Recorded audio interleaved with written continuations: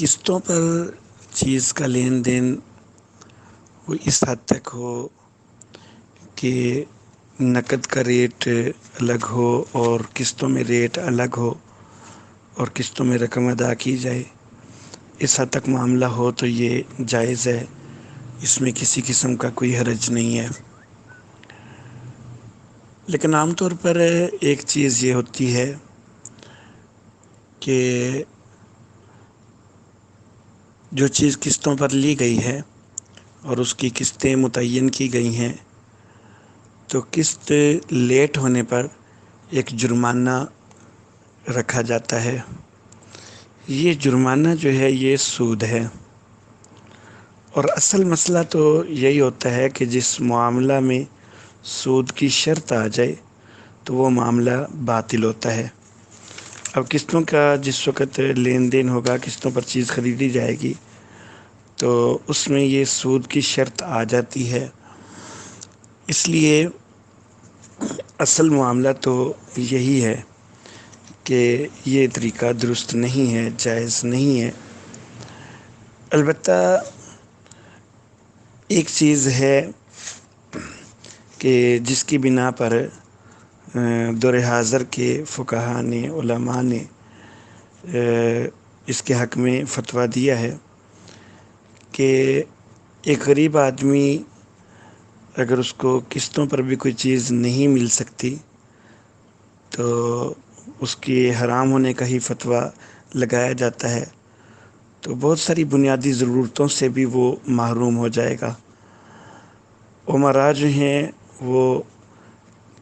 اپنی بنیادی ضرورتیں اور ان کے علاوہ عیش و عشرت میں بھی مبتلا رہیں، اور ایک تنگ دست آدمی جو ہے اس کو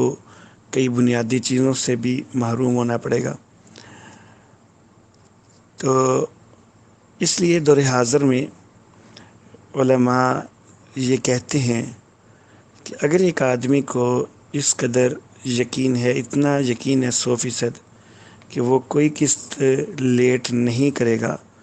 اور عملی طور پر سود میں شرکت اس کی نہیں بنے گی، تو پھر گنجائش ہے کہ قسطوں پر وہ چیز لے لے۔ لیکن جس کو یہ یقین نہیں ہے اور جس کو خیال ہے کہ قسطیں لیٹ ہو سکتی ہیں اور پھر سود دینا پڑے گا، تو اس کے لیے تو جائز نہیں ہے۔ لیکن اگر اتنا کم از کم یقین ہو کہ میں انشاءاللہ ہر قسط جو ہے وہ وقت پر ادا کر دوں گا، تو پھر قسطوں پر کوئی چیز لینا یہ جائز ہو جائے گا، اس کی گنجائش ہو جائے گی۔ دور حاضر میں بعض ادارے ایسے ہیں کہ جو قسطوں پر چیز اس شکل میں دیتے ہیں کہ اگر قسط لیٹ ہوئی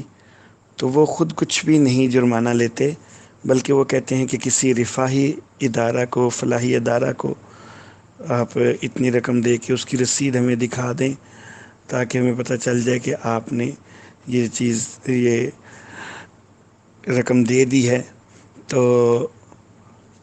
اس سے جو ہے وہ آپ کی قسط وہ قبول سمجھی جائے گی اور آپ کے اوپر آپ کا سودا منسوخ نہیں کیا جائے گا۔ تو اس طرح کا جو ادارہ ہے کہ جو خود قسط پر جرمانہ نہیں لیتا، لیکن جرمانہ اس لیے رکھنا پڑتا ہے کہ لوگ پھر قسطوں میں بہت زیادہ تاخیر کر دیتے ہیں اور چیز دینے والے کو پریشانی میں مبتلا کرتے ہیں، تو جرمانہ کی جگہ وہ کسی رفاہی ادارہ، فلاحی ادارہ کو کچھ عطیہ وغیرہ دینے کی شرط لگا دیتے ہیں، تو وہاں پر گنجائش ہو جاتی ہے، ایسے ادارہ سے چیز قسطوں میں لینا اس کی گنجائش ہو جاتی ہے۔